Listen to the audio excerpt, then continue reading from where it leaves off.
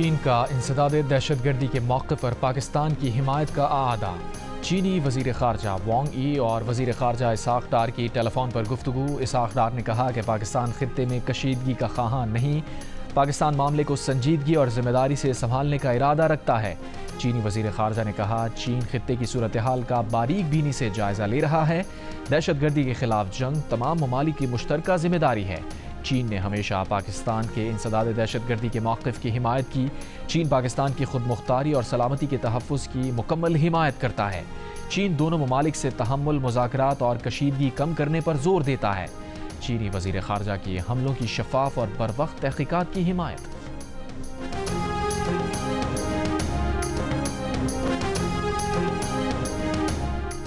افغانستان سے پاکستان میں دراندازی کرنے والے 54 خوارج ہلاک۔ وزیر اعظم شہباز شریف کا سیکیورٹی فورسز کو خراج تحسین۔ کہا پاکستان دہشت گردی کے خلاف جنگ جیت رہا ہے، اہم کامیابیاں حاصل کر رہا ہے۔ ISPR کے مطابق ایسے وقت میں جب بھارت پاکستان پر بے بنیاد الزامات لگا رہا ہے، فتنہ الخوارج کی سرگرمیاں واضح کرتی ہیں کہ وہ کس کے اشاروں پر کام کر رہے ہیں۔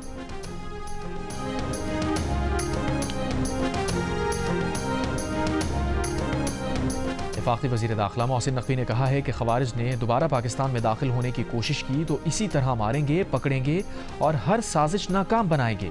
اگر کسی بھی قسم کا کوئی واقعہ رونما ہوا تو بھارت کو پتہ چلے گا کس طرح جواب ملتا ہے۔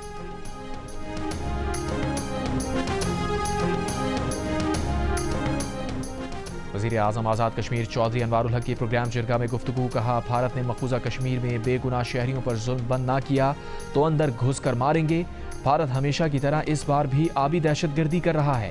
بھارت پاکستان کے خلاف کارروائی کرے گا تو اسے سود سمیت جواب دیا جائے گا۔ سوشل میڈیا پر پروپیگنڈے سے جنگیں نہیں جیتی جا سکتی۔ پاکستانی قوم کا اتحاد و اتفاق ہی کشمیریوں کی تحریک آزادی کی دلیل ہے۔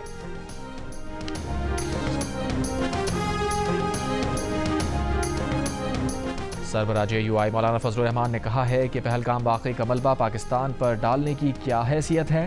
مودی کا اعلان بتاتا ہے کہ وہ اسلام اور مسلمان دشمن ہے۔ مودی اسرائیل کے ساتھ کھڑا ہے، اسرائیل جنگی مجرم ہے، عورتوں اور بچوں کا قتل عام کر رہا ہے۔ مینار پاکستان گراؤنڈ میں جمعیت علماء اسلام فے کے زیر اہتمام قومی فلسطین کانفرنس سے خطاب۔ امیر جماعت اسلامی حافظ نعیم الرحمان نے کہا کشمیر اور فلسطین کی آزادی کے لیے ہر ممکن جدوجہد کرنی ہوگی۔ کانفرنس سے خطاب میں مفتی منیب الرحمان نے کہا مقبوضہ کشمیر میں واقعے پر بھارت نے پانی بند کرنے کی دھمکی دی۔ بھارت کو ہمارا پیغام ہے کہ آپ کے خلاف 25 کروڑ پاکستانی اکٹھے ہیں۔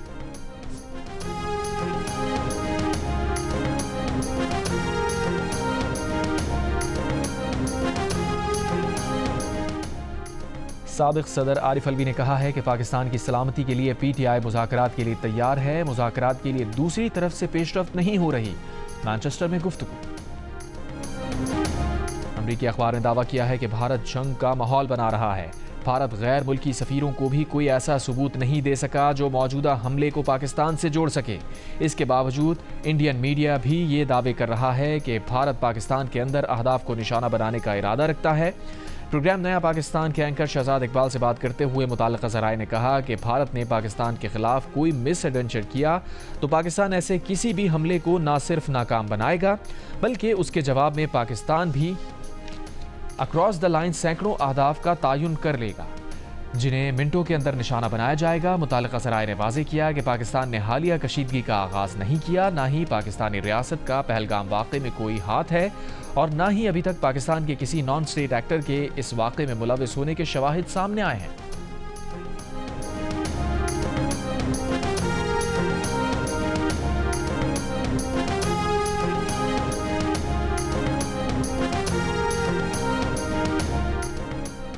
کراچی میں گڈز ٹرانسپورٹرز کا آج وزیر اعلیٰ ہاؤس اور گورنر ہاؤس کے سامنے احتجاج کا اعلان۔ کہا 10 دن سے سکھر احتجاج میں 40,000 کے قریب مال بردار گاڑیاں پھنسی ہوئی ہیں۔ دھرنوں کے باعث ٹرانسپورٹرز کا کروڑوں اربوں کا مال خراب ہو رہا ہے۔ آج دوپہر 3 بجے ٹرک سٹینڈ سے وزیر اعلیٰ ہاؤس اور گورنر ہاؤس تک ریلی نکالی جائے گی۔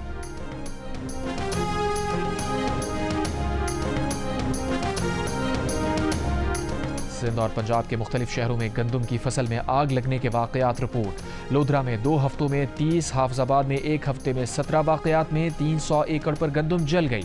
DG خان سرگودا، گوجرانوالہ، بہاولپور، شکرگڑھ میں بھی آگ سے کئی ایکڑ گندم جل کر راکھ، کاشتکاروں کا کروڑوں کا نقصان۔ नौशहर फिरोज में गंदम की फसल में आग लगने से लाखों का नुकसान। बगदाद में गवर्नर सिंध कामरान खान रिसूरी के एजाज में पाकिस्तानी सफ़ीर का ज़ोहराना। पाकिस्तानी कम्यूनिटी और बोहरा कम्यूनिटी के मौज़ज़ीन की शिरकत। गवर्नर सिंध का पाकिस्तानी सफारत खाने का भी दौरा। बगदाद में मुकीम पाकिस्तानियों से गवर्नर सिंध की मुलाकात। मसाइल, तजावीज़ और ताउन पर गुफ्तगू।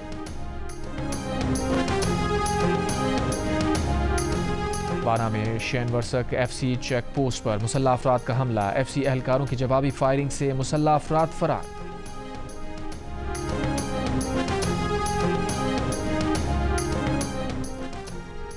कराची के इलाके ख्वाजा अजमेर नगरी में मुबैना पुलिस मुकाबला, 2 डाकू हलाक। SSP सेंट्रल के मुताबिक मुल्जिमान लूट मार करके फरार हो रहे थे। पुलिस के पहुंचने पर फायरिंग के तबादले में मारे गए।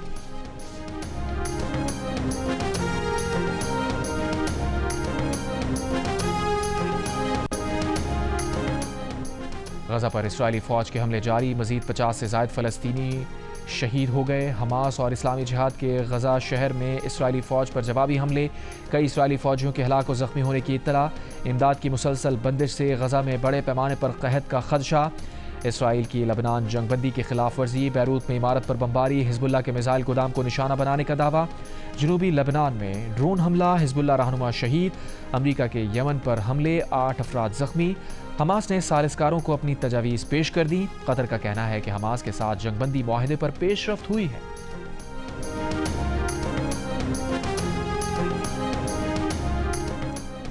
ईरान के शहर बंदर अब्बास की शहीद रजाई पोर्ट पर धमाके में हलाकतों की तादाद 40 हो गई। 1200 से ज़ायद जख्मी। एक रोज़ बाद भी आग पर काबू ना पाया जा सका। रूस ने मदद के लिए तैयारे ईरान भेज दिए। ईरानी वजारत दिफा ने पोर्ट पर फौजी साजो सामान की मौजूदगी की बैनुल-अक़वामी मीडिया की खबरों को मुस्तरद कर दिया। ईरानी सुप्रीम लीडर ने धमाके की मुकम्मल छानबीन का हुक्म दे दिया।